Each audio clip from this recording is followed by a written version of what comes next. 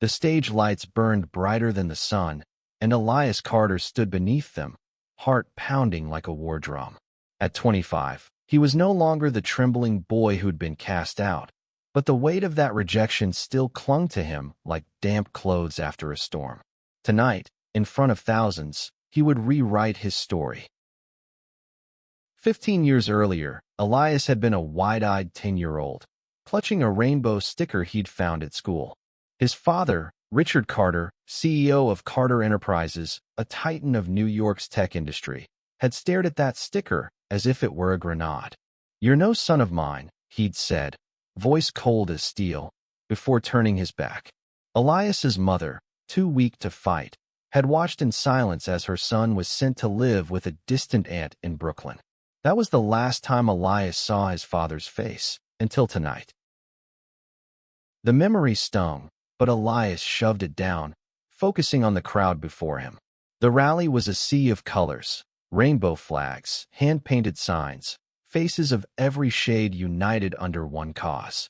He'd spent years building this moment, clawing his way from a cramped Brooklyn apartment to the global stage of advocacy. His nonprofit, Unity Rising, had become a beacon for queer youth, offering shelter, community, and hope. Tonight's event, a fundraiser for safe houses across the country, was his biggest yet. And somewhere in that crowd, Elias knew his father was watching. He adjusted the microphone, his voice steady despite the storm inside. "We're here because love doesn't discriminate," he began, the words slicing through the air. "But too many of us know what it's like to be told we're not enough, that we're wrong for who we are." The crowd roared, a wave of affirmation that lifted him. Beside him, his best friend, Aisha, squeezed his arm, her bright hijab catching the light. Next to her stood Javier, his boyfriend, whose warm brown eyes held a quiet strength that anchored Elias through every doubt.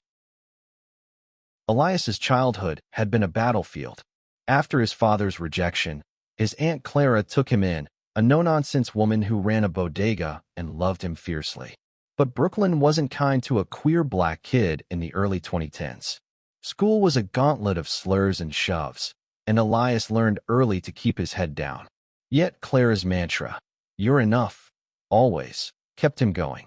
She taught him to dream bigger than the pain, to turn his anger into purpose. By 16, Elias was sneaking into community centers, attending secret meetings for queer teens.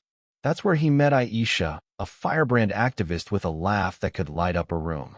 She dragged him into protests, taught him how to speak truth to power. Javier came later, at a college open mic night, his poetry about growing up queer and Mexican-American cutting straight to Elias's soul. They'd been inseparable since, their love a quiet rebellion against a world that tried to break them. Now, at 25, Elias was a force. Unity Rising had grown from a scrappy idea into a national movement, with chapters in 10 cities. He'd spoken at universities, rallied in D.C., even testified before Congress. But tonight was different. Tonight, he wasn't just fighting for others, he was facing his past. The rally was held in Times Square, a deliberate choice. Carter Enterprises headquarters loomed nearby, its glass facade reflecting the chaos of the city. Elias had learned through a news article that his father would be there, attending a corporate gala across the street. The irony wasn't lost on him. While Richard toasted to profits, Elias was building a legacy of love. As he spoke, his eyes scanned the crowd, half expecting to see his father's stern face. He didn't know what he'd do if he did. Scream? Cry? Or simply keep talking, letting his words be the weapon? "We're not here to ask for acceptance," he continued, voice rising. "We're here to demand it, to build a world where no kid is thrown out for being themselves." The crowd erupted again, and Elias felt a spark of hope. Maybe, just maybe, his father would hear him. Across the street, in a glittering ballroom, Richard Carter sipped champagne, his jaw tight. The gala was a celebration of Carter Enterprises' latest merger, but his mind was elsewhere. Through the floor-to-ceiling windows, he could see the rally's lights, hear the faint pulse of Elias's voice.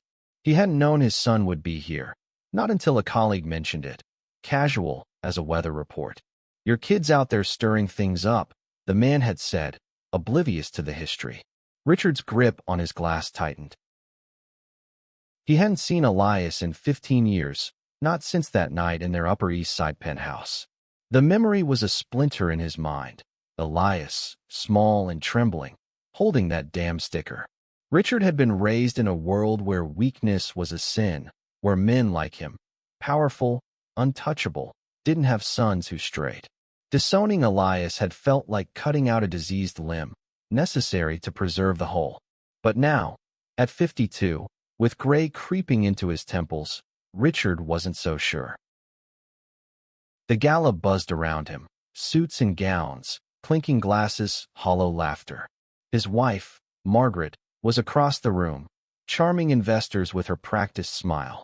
She'd never forgiven him for sending Elias away, though she'd never said it aloud. Their marriage had survived on silence, on the shared pretense that they'd done what was best. But tonight, that pretense felt fragile. Richard stepped closer to the window, drawn to the rally like a moth to flame. Elias's voice carried, amplified by speakers, sharp with conviction. "We're done hiding," he was saying. "We're done letting fear win." Richard's chest tightened. He remembered Elias as a quiet boy, always sketching in notebooks, always watching the world with those big, searching eyes. How had that child become this man, commanding thousands? He turned away, but the words followed him. Elias was talking about safe houses now, about kids like him who'd been abandoned. Richard's mind flashed to the reports he'd read about unity rising, articles he'd dismissed as propaganda. But the numbers didn't lie. Hundreds of kids sheltered, thousands reached through outreach. His son, the one he'd called a disgrace, was changing lives. A memory surfaced, unbidden. Elias at 8, laughing as they built a model rocket in the backyard. It had been a rare moment, one of the few times Richard felt like a father instead of a CEO. He'd buried that memory, along with the guilt, but now it clawed its way back. What had he done? Outside, Elias was wrapping up his speech. "This is our time," he said, voice breaking with emotion. "To love, to fight, to be seen." The crowd chanted his name, and Javier stepped forward, slipping his hand into Elias's. The sight hit Richard like a punch. His son wasn't alone anymore. He had a family, one he'd built without him. Richard's phone buzzed, a text from his assistant, reminding him to mingle. He ignored it, his eyes locked on the stage. For the first time in years, he felt small. He wanted to walk out, to cross the street, to see Elias up close. But what would he say? "I'm sorry" felt too hollow, too late. Elias stepped off the stage, adrenaline still coursing through him. The crowd's energy lingered, a living thing that wrapped around him like armor. Aisha was waiting, her grin wide. "You killed it," she said, pulling him into a hug. Javier was next, his kiss soft but grounding, a reminder of what they'd built together. But even in their warmth, Elias felt the shadow of his father's presence, like a storm cloud on the horizon. Backstage, the Unity Rising team was a whirlwind of activity, volunteers coordinating donations, media crews clamoring for interviews. Elias's phone buzzed with notifications, but he ignored them. He needed a moment to breathe, to process the weight of what he'd just done. Speaking in Times Square, steps from his father's empire, felt like a middle finger to the past. But it also felt like a plea, one he wasn't sure he wanted answered. Aisha noticed his quiet. "You okay, superstar?" she asked, nudging his shoulder. Elias forced a smile. "Just thinking about him." She didn't need to ask who. Aisha had been there through the nights he'd cried himself to sleep, through the letters he'd written to his father and never sent. "He doesn't deserve your headspace," she said firmly. "You're bigger than his mistakes." Javier joined them, his hand finding Elias's. "She's right. You're out here saving lives. He's just a ghost." Elias wanted to believe them, but the ghost was real, and it was close. He'd seen the Carter Enterprises building from the stage, its lights mocking him. He wondered if his father had heard him, if he'd cared. the rally wasn't over. There were performances next, drag queens, poets, a queer youth choir. Elias stayed to watch, letting their courage fuel him. A young trans girl, no older than 14, took the mic, her voice trembling as she spoke about finding herself. Elias's heart ached. He'd been that kid, scared and searching. He still was, in some ways. As the night wore on, he mingled with supporters, thanking donors and hugging kids who'd found refuge in Unity Rising shelters. One boy, a lanky teen named Malik, told Elias how the organization had saved him from the streets. "I thought I was nothing," Malik said, eyes shining. "You showed me I'm not." Elias hugged him, fighting back tears. This was why he fought, not for his father's approval, but for kids like Malik. Still, the thought of Richard lingered. Elias had heard rumors that his father was at the gala, that he might have seen the rally. Part of him wanted to storm across the street, to confront the man who'd broken him. But another part, the part that still loved his father, despite everything, wanted something else. Redemption, maybe, or just understanding. Richard couldn't stay in the ballroom any longer. The chatter, the clinking glasses, the forced smiles, it was suffocating. He slipped out a side door, the cool September air hitting him like a slap. Across the street, the rally was still alive, music and laughter spilling into the night. He stood in the shadows, watching. Elias was there, moving through the crowd, shaking hands, hugging strangers. Richard barely recognized him. The boy he'd known was gone, replaced by this man, tall, confident, radiating purpose. Richard's throat tightened. He'd always told himself Elias would fail, that his choices would lead to ruin. But here he was, thriving, surrounded by people who loved him. A memory flashed, Elias at 10, asking why his father worked so late. Richard had brushed him off, too busy building an empire to notice his son's need. He'd thought power was legacy, that wealth was love. He'd been wrong. He took a step toward the rally, then stopped. What was he doing? He couldn't just walk over, not after 15 years of silence. But standing here, hiding, felt worse. He pulled out his phone, scrolling to an old photo he'd never deleted. Elias at 9, grinning with a missing tooth, holding a soccer trophy. Richard's chest ached. He'd thrown that boy away. At the rally, Elias was laughing with a group of teens, his face open and warm. Richard saw the man beside him. Javier, the articles had said, lean in, whispering something that made Elias smile. Richard's hands clenched. He'd never understood his son's world, never wanted to.